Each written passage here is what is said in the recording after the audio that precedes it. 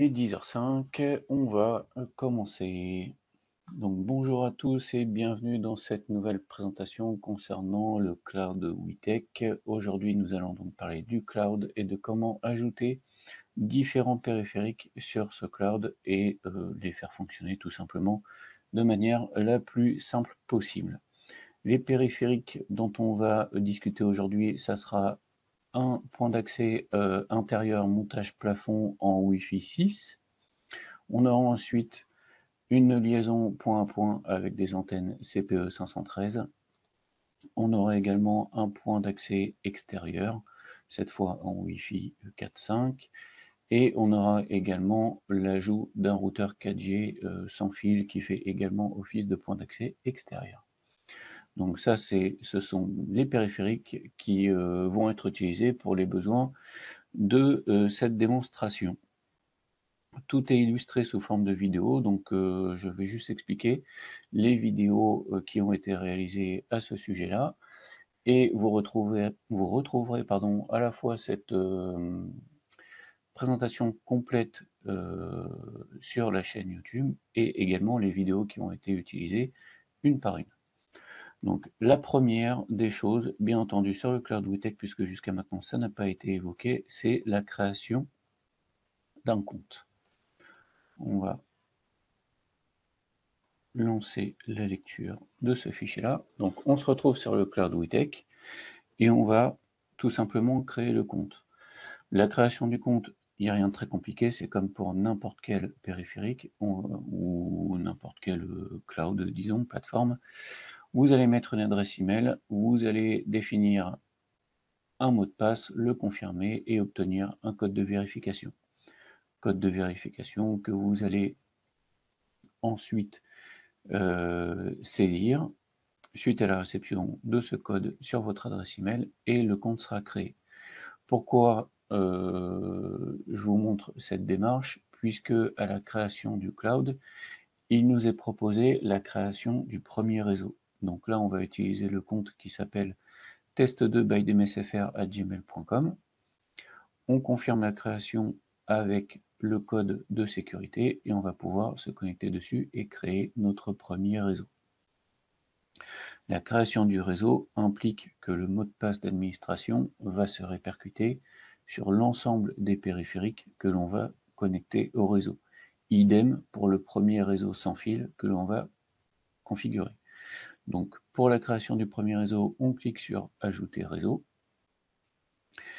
et on va pouvoir directement le nommer et renseigner les différentes informations nécessaires.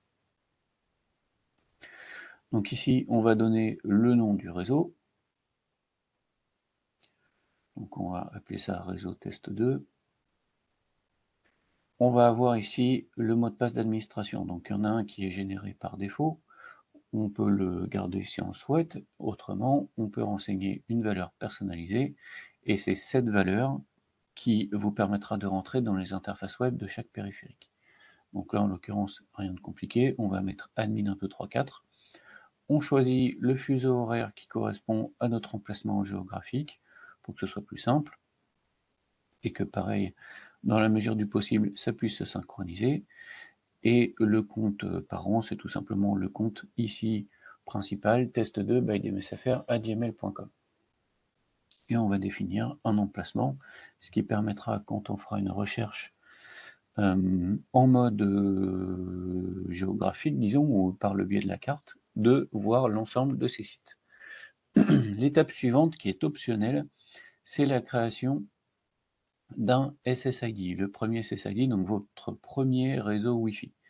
Donc là, on clique sur réseau sans fil, on va nommer, enfin on va créer le SSID, c'est-à-dire le nom du réseau sans fil qui apparaîtra sur votre périphérique et auquel vous allez potentiellement vous connecter.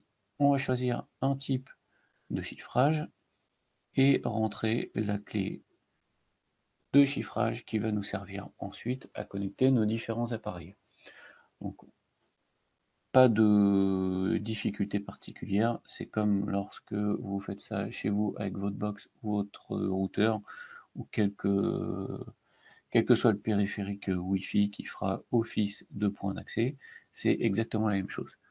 On ne coche rien de particulier, on utilise le 2 Go 4 et le 5 Go pour les périphériques à double bande de fréquence, et on passe à l'étape suivante. L'étape suivante consiste à ajouter le premier périphérique, et c'est ce que l'on va voir avec le point d'accès sans fil intérieur, l'AP218AX. Et donc ça, c'est la prochaine vidéo. Donc AP218AX ou WITEC 0042, on se retrouve sur notre réseau que l'on a créé et on va directement ajouter le périphérique. Donc c'est bien le compte test2 by DMSFR, on utilise toujours le même compte. Et on va cliquer sur le nom de notre réseau ou bien sur sans fil pour vérifier que les paramètres soient bien corrects. Et on va ajouter notre périphérique. Le périphérique est bien entendu déjà présent sur le réseau. Il est alimenté soit avec une alim externe, soit directement en PoE comme le permet ce périphérique-là, le WITEC 042. Et si votre réseau est déjà muni d'un serveur DHCP, il se fera attribuer une adresse IP automatiquement sur votre réseau, ou bien par défaut, tous les périphériques ont une adresse IP, et après, ça sera à vous de faire la gestion de votre adressage IP sur votre réseau. Donc là, c'est un point d'accès, donc on clique sur AP, et on renseigne le numéro de série. On va cliquer donc au numéro de série qui est indiqué sur l'étiquette, bien entendu, soit du périphérique, soit du carton.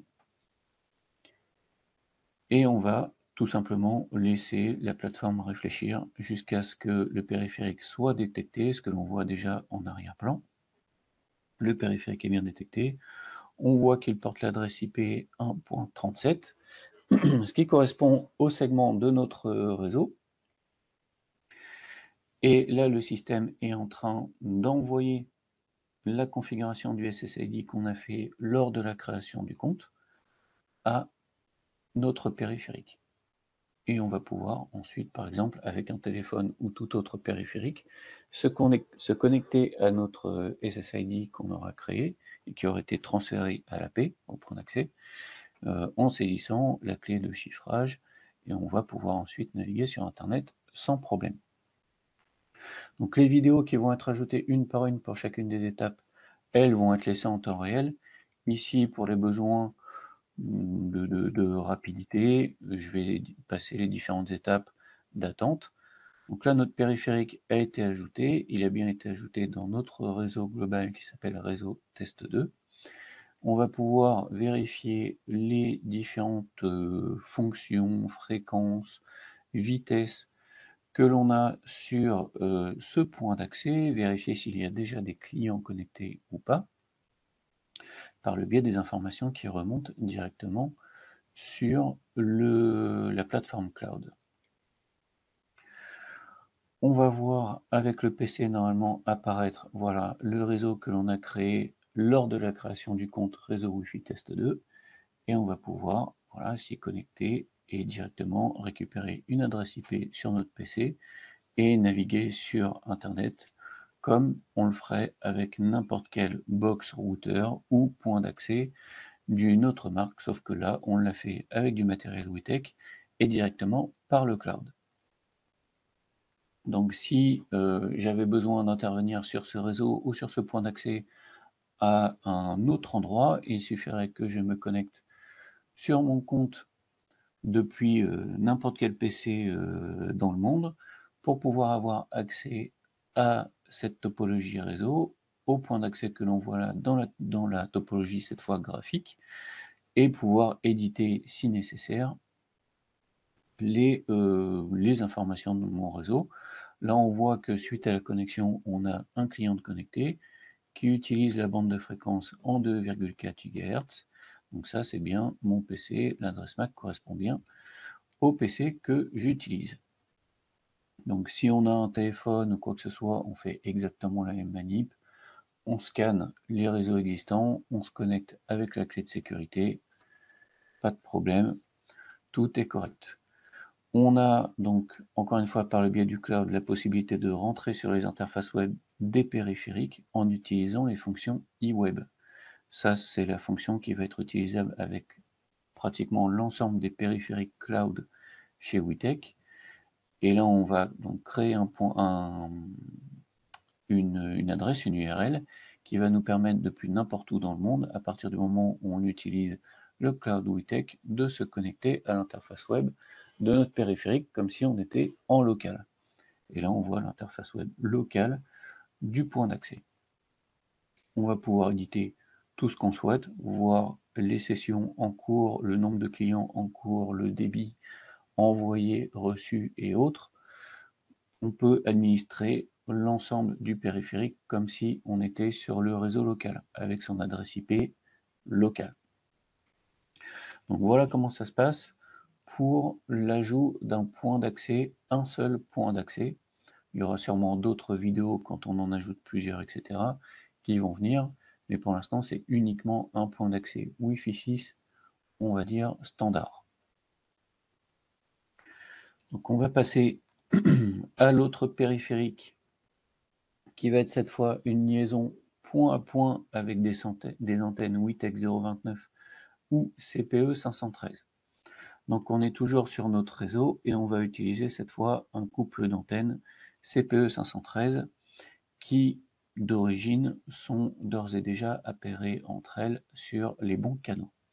Autrement, il suffit de les laisser réfléchir quelques minutes après leur alimentation, et encore quelques minutes, c'est quelques dizaines de secondes, mettons, pour que les antennes s'associent directement et qu'elles puissent être ajoutées sur un compte cloud. Et c'est le compte que l'on va utiliser maintenant. Donc on est toujours sur notre compte test2 avec le réseau test2. Là, au lieu de cliquer sur AP comme tout à l'heure, on va cliquer sur CPE, puisque nos antennes sont désignées comme étant CPE chez WeTech, des périphériques CPE. Et on va mettre le numéro de série de la première antenne, l'antenne qui va être l'antenne haute, celle qui va avoir, on va dire, le premier accès au réseau. Donc comme pour le périphérique précédent, la P218, la première antenne va être détectée. La liaison étant déjà effective, la deuxième antenne est également détectée. Et on va attendre que tout ce petit monde là réfléchisse et on va pouvoir récupérer ensuite la liaison de nos deux antennes directement sur notre compte cloud et administrer ça comme on le souhaite, comme on vient de le faire avec la P218. On va passer ça le temps on va passer le temps de recherche. Là, on voit qu'on a récupéré la première antenne pour laquelle on a renseigné le numéro de série, le 0155. La deuxième, pour l'instant, est hors ligne, puisque c'est tout simplement le temps à la plateforme cloud de tout synchroniser, mais on n'a pas eu besoin de renseigner son numéro de série. Le numéro de série est directement apparu, puisque le système a trouvé que le 0155 était lié directement avec le 0382.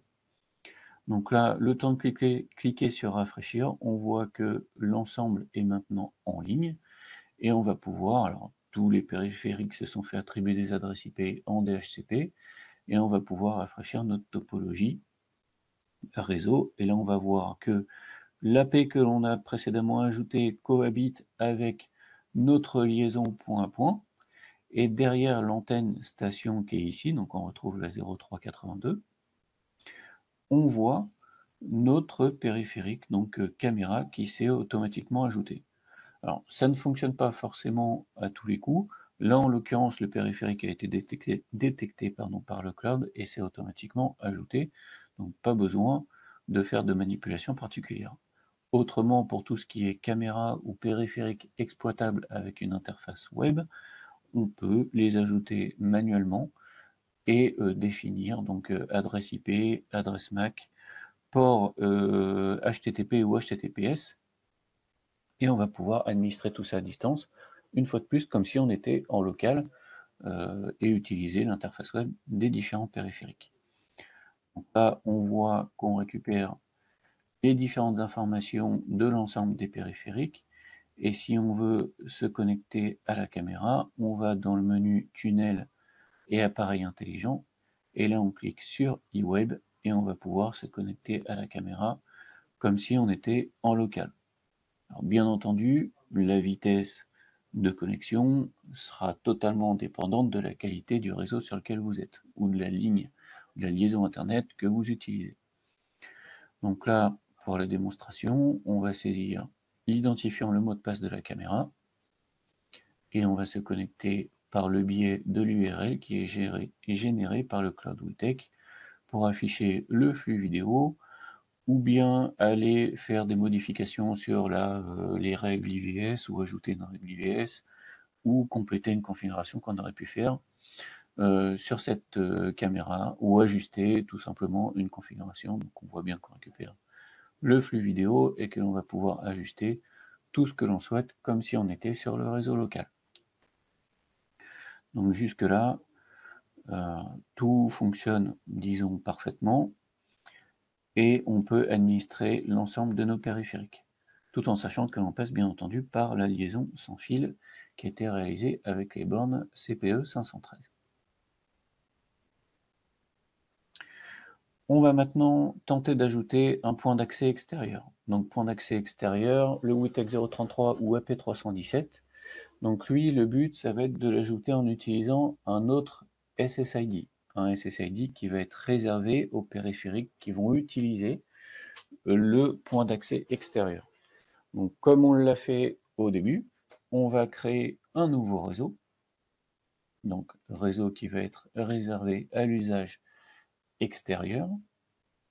Donc tout ça pour vous montrer que sous un seul et même compte, on va pouvoir créer plusieurs réseaux qui vont pouvoir être administrés de manière différente. Et comment dire, fonctionner avec également différents périphériques. Donc là, réseau test 2 extérieur, ça sera le nom du réseau, admin 4321, le mot de passe d'administration, et on rentre de nouveau Nanterre pour l'emplacement de ce réseau.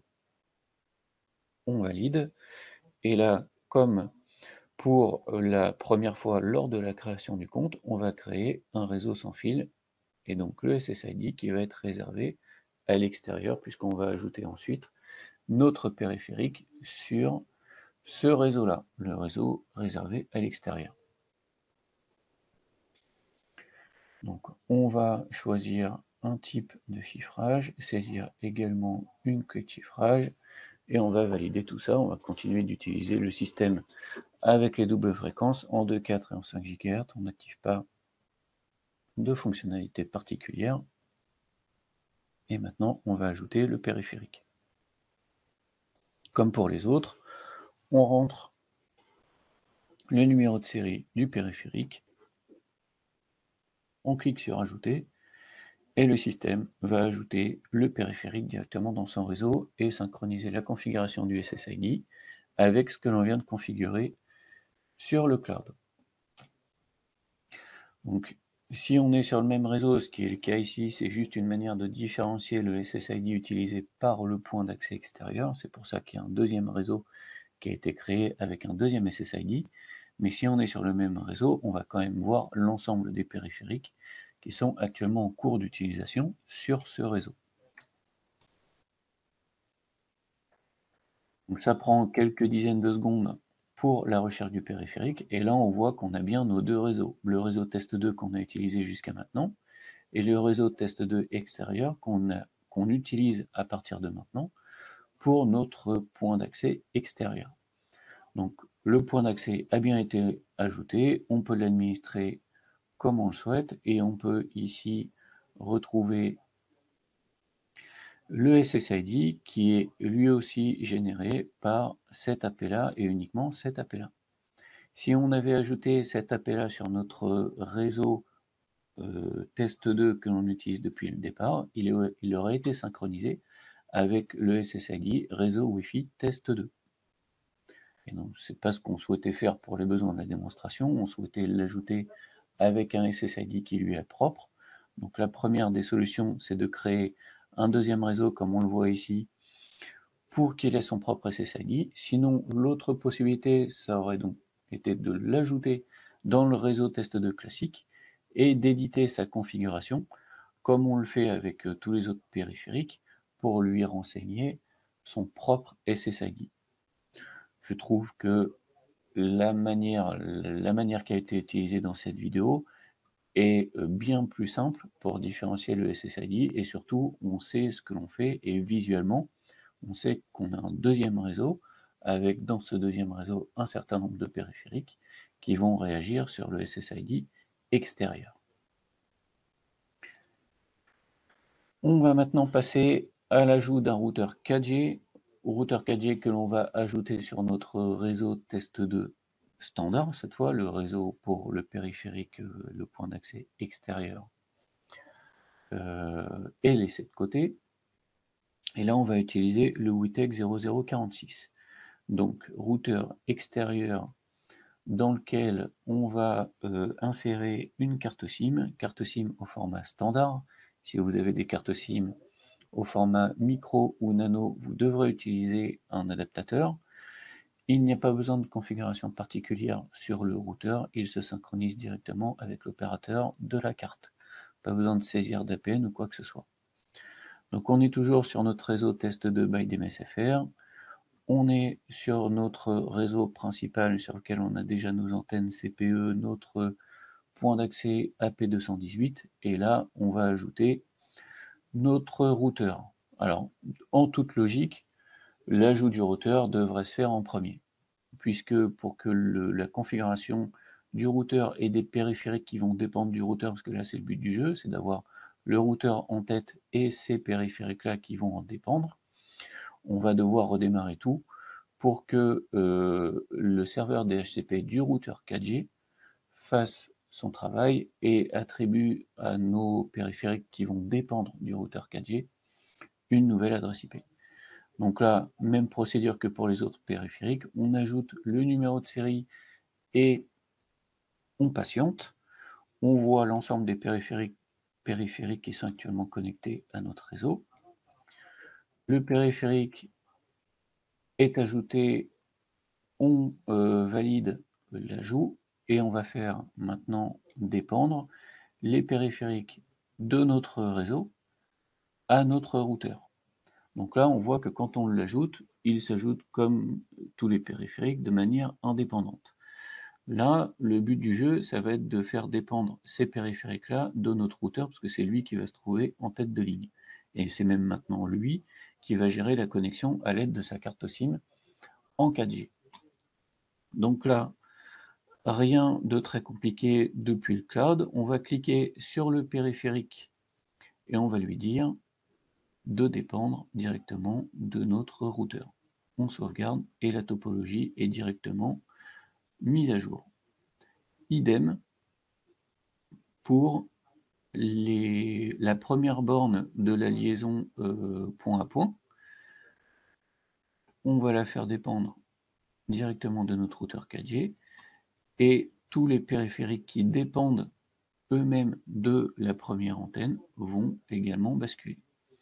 Et là maintenant, on va pouvoir retirer la liaison Internet classique qui nous a servi à faire les manipulations jusque-là, redémarrer l'ensemble des périphériques de ce réseau pour que le serveur DHCP du routeur ici puisse faire son job et attribuer les différentes IP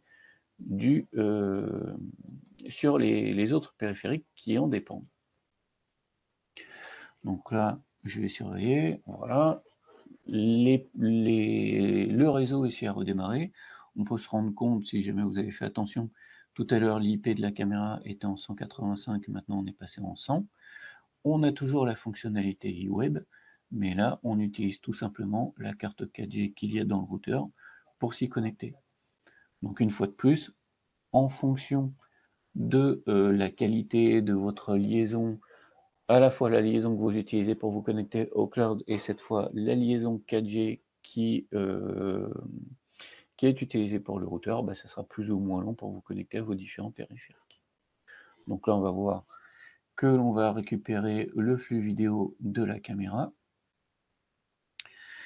et avec un rafraîchissement plutôt correct. Alors le rafraîchissement ne va pas forcément être correct tout le temps. Vous pouvez avoir un très bon débit à un moment donné en 4G, comme vous pouvez avoir un certain ralentissement quelques secondes ou quelques minutes plus tard. Donc là, vous êtes dépendant de la qualité du réseau 4G pour vous connecter à vos appareils. Le routeur a lui aussi une interface web sur laquelle, même à distance, on peut se connecter comme pour tous les autres périphériques. Pour pouvoir voir donc les périphériques qui en dépendent, combien il y a de périphériques connectés, si la connexion 4G est bien fonctionnelle.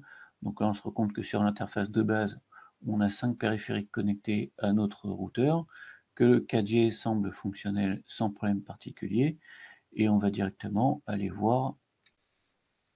Donc là, en l'occurrence, nos 5 périphériques connectés. Donc là, directement sur l'interface web du routeur, on a une sorte de topologie, alors là, qui n'est pas éditable du tout, mais qui nous permet de voir les différents périphériques gérés par le routeur et de retrouver leurs adresses IP.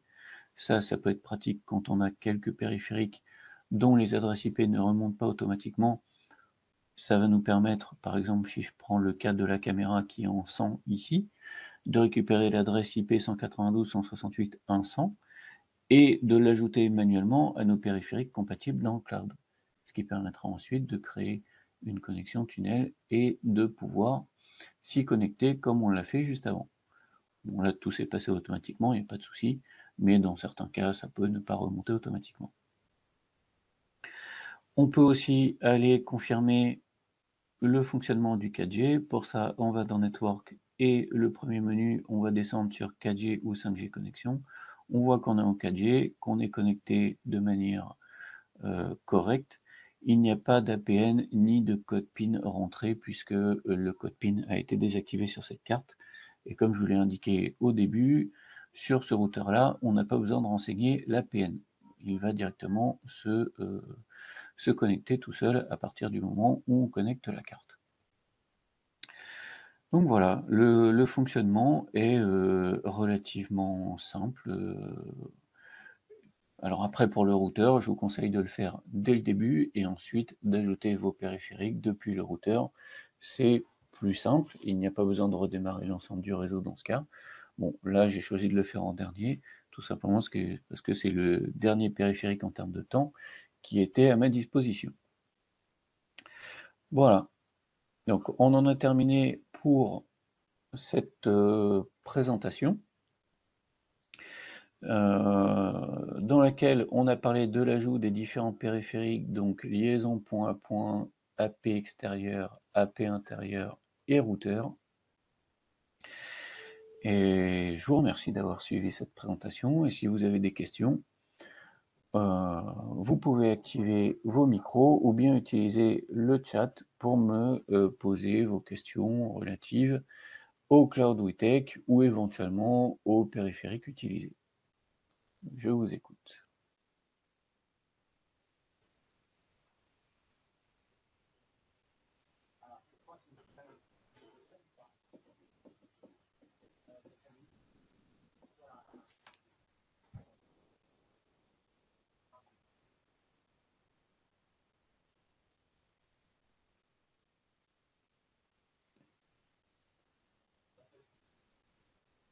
Pas de questions?